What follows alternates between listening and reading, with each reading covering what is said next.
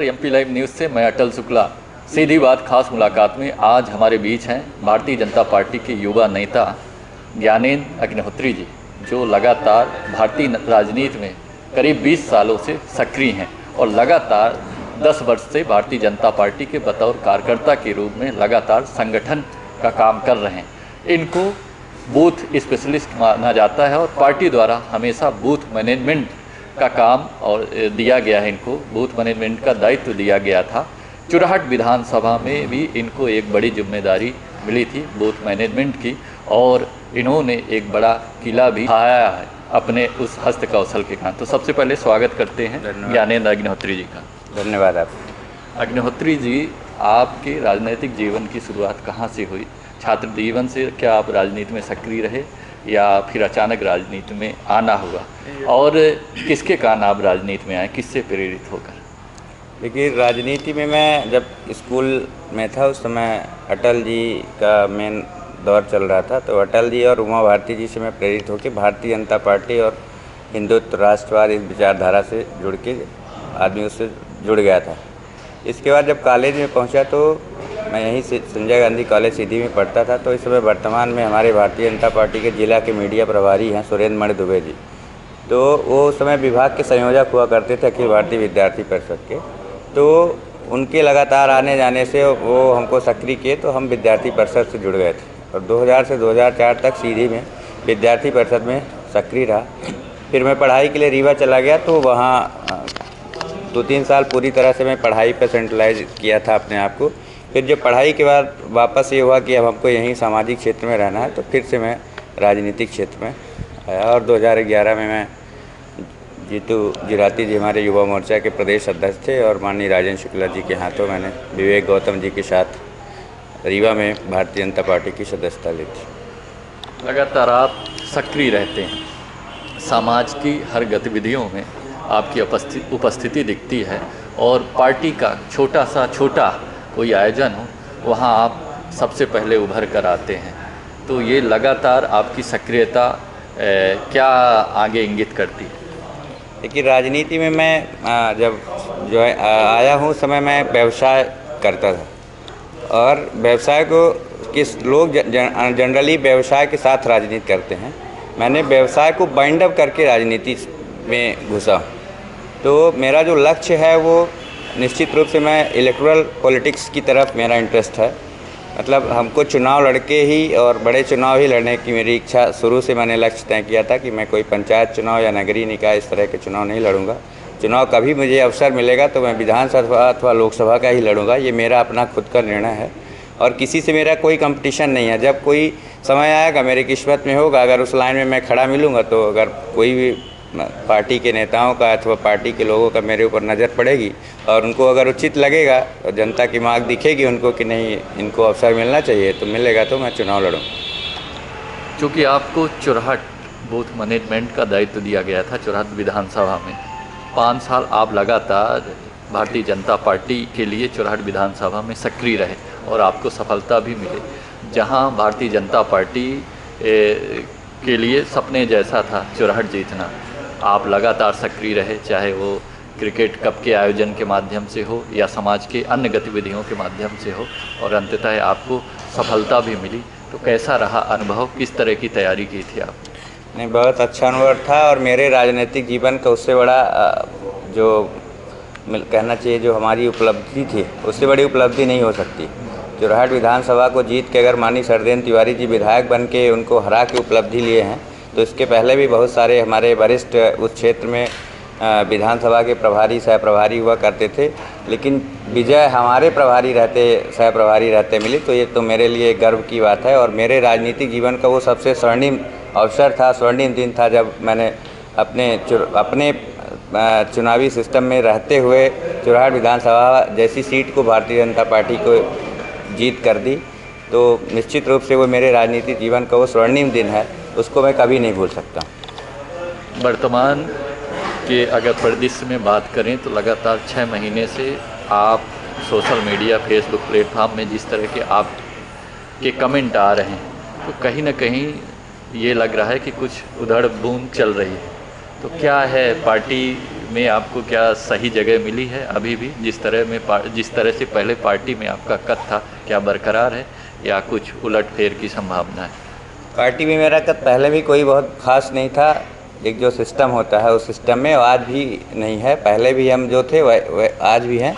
हाँ, कभी कभी कुछ अपने लोगों से अथवा पार्टी से भी अपने को भी उम्मीद रहती है कि कुछ हमको भी अच्छा प्लेटफॉर्म मिले। वो जब ना मिले तो कहीं न कहीं अंदर से कष्ट लगता है। तो हो सकता है उसकी कुछ वानगी कहीं से आपको दिख गई होगी। क्या है आगे की कार्य योजना? क्या भारतीय जनता पार्टी में ही रह के आपको काम करना है या किसी अन्य दल में जाने की संभावना बन सकती है? देखिए, मैंने आपसे पहले भी कहा कि मेरी जो राजनीति की शुरुआत है वो इलेक्ट्रल पॉलिटिक्स की है। हम भारतीय जनता पार्टी राष्ट्रवादी हिंदुत्व से जुड़े हैं, लेकिन बंधे नहीं। अगर हमको हमारी उम्र के रहते अगर अवसर नहीं मिलता है तो हम कहीं भी जाने के लिए स्वतंत्र हैं और हमें चुनाव ही लड़ना है। चुनाव लड़ने के लिए ही राजनीति में आया हूँ और चुनाव लड़ने का मकसद ये नहीं है कि हम घर भरने के लिए आए। चुनाव लड़ने इसलिए आए हैं कि हमको सेवा करनी है। अगर हमको घर भरना होता तो हम साथ में व्यवसाय भी कर रहे होते। व्यवसाय को बंद करके राजनीति में नहीं आते। और आज से 10 साल पहले 50,000 से 1 लाख रुपए कमाता था, उसको बाइंड अप करके आज ज़मीन में उतरा हूँ। तो निश्चित रूप से देखते हैं कब अवसर मिलता है। ज़रूरी नहीं है, पहले तो हम जहाँ हैं वहीं से उपेक्षा करेंगे कि हमको अवसर मिले। नहीं मिलेगा तो आदमी दूसरा ऑप्शन ढूंढेगा ही। तो राजनीति में हर व्यक्ति एक अपना क्षेत्र चुनता है, उसका एक क्षेत्र का दायरा होता है कि उसे विधानसभा की तैयारी करनी है कि लोकसभा की तैयारी करनी है। तो स्पेसिफिक पर्टिकुलर एक क्षेत्र होता है, एरिया। आपने भी किसी क्षेत्र का चुनाव किया है? अभी तो चुरहट ही है। चुरहट का रहने वाला हूँ। मेरी मातृभूमि है, जन्मभूमि है और राजनीतिक कर्म की शुरुआत भी वहीं से हुई है और अपने चाहने वाले लोग भी वहीं हैं। तो निश्चित रूप से चुरहट ही है। जब कभी अवसर मिलेगा तो देखा जाएगा। आप राजनीति में अपना आइकॉन किसे मानते हैं, जिससे प्रेरित होकर राजनीति में आए हैं और उसके जैसा बनना चाहते हैं? राजनीति में हमारे आइकॉन अटल जी ही रहे। अटल जी को देख के ही हम भारतीय जनता पार्टी में, क्योंकि वो जब प्रधानमंत्री बने वो दौर में हम 9वीं 10वीं पढ़ते थे और उस समय का दौर था अटल जी के टीवी में भाषण सुनना देखना। तो हमारे जो राजनीति के आइकॉन है वो अटल जी ही हैं। लगातार आप 20 वर्षों से सक्रिय राजनीति में हैं और 10 वर्ष हो गए आपको भारतीय जनता पार्टी को ज्वाइन किए हुए और लगातार वहाँ भी सक्रिय रहे हैं आप। क्या लगता है कि राजनीतिक मूल्यों में गिरावट आई है या राजनीतिक मूल्यों की वृद्धि हुई है? क्या आपने महसूस किया कि जो पहले का दौर हुआ करता था, जहाँ पे पैसे को महत्व नहीं दिया करता था, बात जनसेवा की भावना हुआ करती थी, अगर हमने किसी से कोई कमिटमेंट कर दिया तो उसको पूरा करते थे पहले के नेता, क्या आज है वह दौर या उस तरह के नेता हैं या उस तरह का माहौल है? देखिए, मैं तो बहुत कम शब्दों में कहूँगा कि पहले के नेता, जो मैंने अंतर देखा है, पहले के नेता अपने कार्यकर्ता को नेता बनाते थे। अब जो भी कार्यकर्ता ऐसा लगता है, किसी आपके नेताओं को लगता है कि ये बढ़ रहा है या ऊँच हो रहा है, तो उसको काटने का प्रयास करते हैं। अब इससे आप खुद ही समझ सकते हैं कि कितना अंतर हो गया है, जो मुझे लग रहा है। नेताओं को नहीं दिखता कि जो व्यक्ति मेरे लिए समर्पित रहा है, लगातार कई वर्षों से मेरे लिए काम कर रहा है, तो खुद उसका एनालिसिस नहीं करते। या कुछ ऐसे लोग हैं या आप कहें उनके चाटुकार हों या और उनके शागिर्द हों, जो उनके कहने पर उनकी बात को मानते हैं। वही तो दिख ही रहा, वही तो मैं कह रहा हूँ ना कि वर्तमान को जो दौर है वो नहीं कर रहे हैं जो उनको करना चाहिए। उम्मीद तो सबको है। हमने आपके साथ काम किया, आप चैनल में काम करते हैं, चैनल के लिए आप अच्छा काम करेंगे तो आपको तो उम्मीद रहेगी कि हमारा जो हिस्सा है वो आपको मिले। तो हम तो जो हमारी जो मांग है, हम किसी के पद में या किसी के उसमें हस्तक्षेप नहीं कर रहे हैं, लेकिन हमारा जो हिस्सा हो तो हमको मिलना चाहिए ना। हमारा भी कुछ हक है, वो हक तो हमको चाहिए। वो नहीं मिलेगा तो चाहे आप मान लो कि हम नाराज़ हैं, चाहे मान लो हम विरोधी हैं, अब उसमें हम आपकी मानसिकता या किसी की भी मानसिकता को बदल नहीं सकते। अभी हमारी बात भारतीय जनता पार्टी के युवा नेता ज्ञानेंद्र अग्निहोत्री जी से हुई, जो काफ़ी मुखर और बेबाक तरीके से हमारे प्रश्नों का उन्होंने जवाब दिया है। उन्होंने कहा है कि जहां व्यक्ति रहता है, जिसके लिए काम करता है, तो स्वाभाविक है कि अपेक्षाएं पालता है और जो उसका दायरा है, जो उसका कद है और जो उसका क्राइटेरिया है, उसके हिसाब से उसको मिलना चाहिए।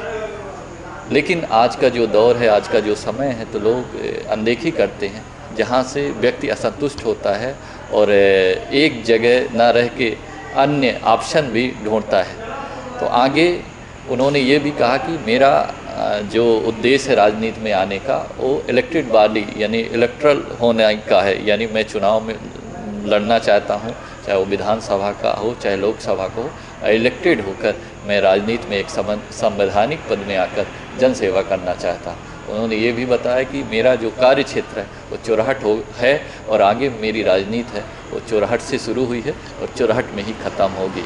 आगे भी हम इनसे रूबरू होते रहेंगे और जो इनकी अपडेट्स होगी आप तक लाते रहेंगे। तब तक के लिए धन्यवाद।